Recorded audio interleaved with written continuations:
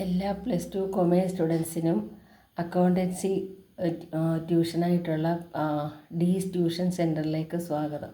നമുക്ക് ആദ്യം ഇപ്പം നമ്മളിവിടെ എടുക്കാൻ പോകുന്നത് പാർട്ണർഷിപ്പാണ്. പാർട്ണർഷിപ്പ് എന്താണെന്ന് നോക്കാം. The relation between persons who have agreed to share the profit of a business carried on by all or any of them acting forward. ഇപ്പോൾ ഒരു വ്യക്തികൾ തമ്മിലുള്ള ഒരു റിലേഷനാണ്. അവിടെ പ്രോഫിറ്റ് ആണെങ്കിലും ലോസ് ആണെങ്കിലും ഈക്വലി അല്ലെങ്കിൽ ഏതെങ്കിലും ഒരു എഗ്രിമെൻറ്റിൻ്റെ ബേസിൽ അത് ഷെയർ ചെയ്യുന്നു. നോക്കാം. അടുത്തതെന്ന് പറയുന്നത് ഫീച്ചേഴ്സ് ഓഫ് എ പാർട്ണർഷിപ്പ്. പാർട്ണർഷിപ്പിൻ്റെ ഫീച്ചേഴ്സ് എന്തൊക്കെയാണെന്ന് നോക്കാം. 2 or more persons. First one, 2 or more രണ്ടോ അതിൽ കൂടുതലോ വ്യക്തികൾ കാണും. Minimum of 2 members. പാർട്ണർഷിപ്പിൽ 2 വ്യക്തികൾ മിനിമം വേണം. മാക്സിമം എത്ര ആകാം? Maximum is 50 as per the companies act. ഇപ്പോൾ കമ്പനീസ് ആക്ട് അനുസരിച്ച് മാക്സിമം എവിടം വരെ പോകാം? 50 വ്യക്തികൾ വരെ ആകാം. Next one, agreement. Must be the result of an agreement oral or written. Agreement partnership അല്ലെ ചിലപ്പോൾ വാക്കാലാകാം, അല്ലെങ്കിൽ റിട്ടൺ എഗ്രിമെൻറ്റ് കാണും. Next, business motive. Must be formed to carry on lawful business for profit. ഇപ്പം ബിസിനസ്സിൻ്റെ മോട്ടീവ് എന്ന് പറയുന്നത് തന്നെ എന്തായിരിക്കും? മാക്സിമം പ്രോഫിറ്റ് അച്ചീവ് ചെയ്യുക എന്നതായിരിക്കും. അപ്പം അതായിരിക്കും business motive. Profit sharing. Partners must be agree to share profit and losses of the business. Profit share ചെയ്യുന്നത് പാർട്ണേഴ്സ് തമ്മിൽ ഒരു എഗ്രിമെൻറ്റ് കാണും. അവർ പ്രോഫിറ്റ് ആണെങ്കിലും ലോസ് ആണെങ്കിലും അവർക്കൊരു ഒരു റേഷ്യോ കാണും. ആ റേഷ്യോ അനുസരിച്ചായിരിക്കും അവർ പ്രോഫിറ്റും ലോസും ഷെയർ ചെയ്യുന്നത്. അടുത്തത് mutual agency. Business can be carried on by all or any one partners acting for all.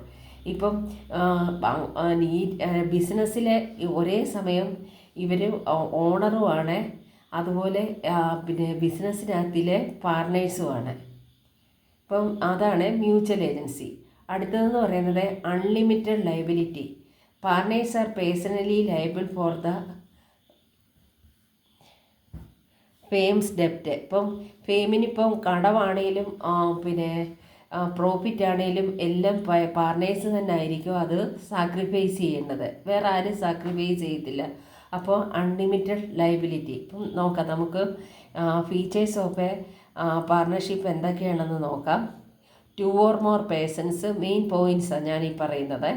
Agreement, business motive, profit sharing, mutual agency, unlimited liability. ഇത് ഇത്രയായിരിക്കും ഫീച്ചേഴ്സ് ഓഫ് എ പാർട്ണർഷിപ്പ്. ഞാനിതിൻ്റെ ഒരു ചെറിയ നോട്ടാണ് പറയുന്നത്. ഇതെന്താണെന്നുള്ളത് ഇത്രയെങ്കിലും എഴുതി വെക്കണം.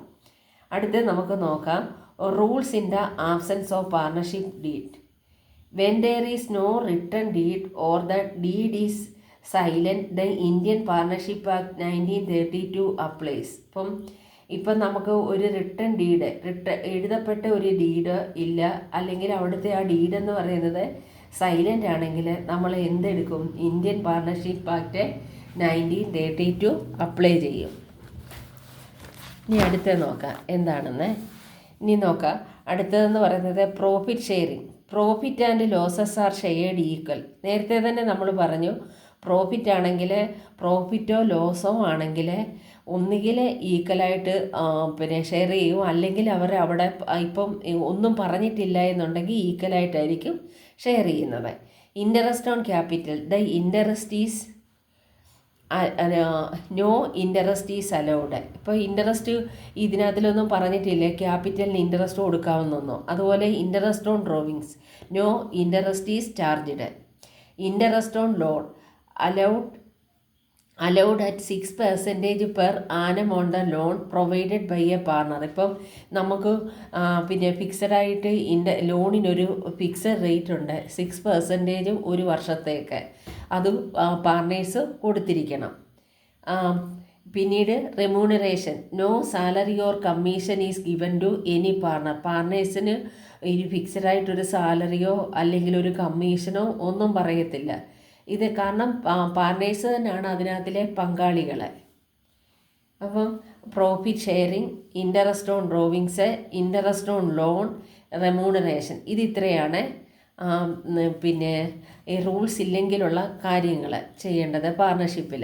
അടുത്തത് നോക്കാം, capital accounts preparation. Partners capital accounts can be maintained using 2 methods. ഇപ്പം പാർട്ണേഴ്സിൻ്റെ ക്യാപിറ്റൽ അക്കൗണ്ട് നമ്മൾ പ്രിപ്പയർ ചെയ്യാൻ 2 മെത്തേഡുണ്ട്.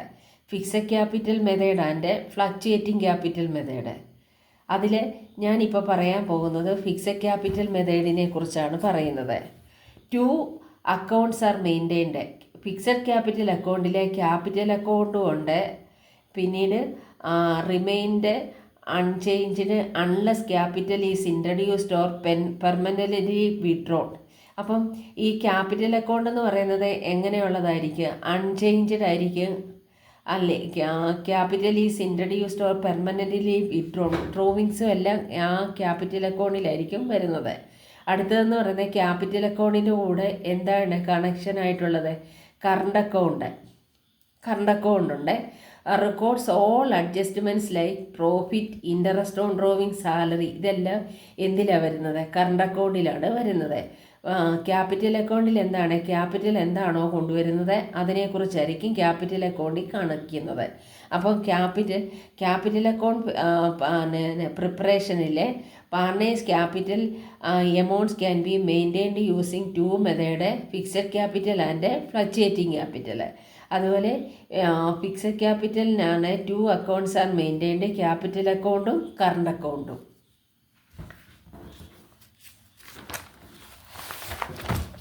ഇനി next one fluctuating capital method. 2 account എന്ന് പറഞ്ഞല്ലോ. ആദ്യം നമ്മൾ ഫിക്സഡ് ക്യാപിറ്റൽ മെത്തേഡ് ചെയ്യുമ്പോഴാണ് 2 രീതിയിൽ 2 അക്കൗണ്ടായിട്ട് പ്രിപ്പയർ ചെയ്യുന്നത്. ഇവിടെ ഫ്ലക്ച്വേറ്റിംഗ് ക്യാപിറ്റൽ മെത്തേഡ് ആകുമ്പോൾ only 1 account capital account is maintained. All adjustments are directly recorded in the capital account carrying its balance of fluctuating capital method. അപ്പം ഈ ഫ്ലക്ച്വേറ്റിംഗ് ക്യാപിറ്റൽ മെത്തേഡിൽ നമ്മൾ എന്താണ് ചെയ്യുന്നത്? എല്ലാ അക്കൗണ്ടും ഡയറക്റ്റായിട്ട് ഇവിടെ എഴുതുന്നത് ഫ്ലക്ച്വേറ്റിംഗ് ക്യാപിറ്റൽ മെത്തേഡിൽ. ഫിക്സഡ് ക്യാപിറ്റലിൽ നേരത്തെ ഞാൻ പറഞ്ഞല്ലോ, കറണ്ട് അക്കൗണ്ടും ഉണ്ട്, ക്യാപിറ്റൽ അക്കൗണ്ടും ഉണ്ട്.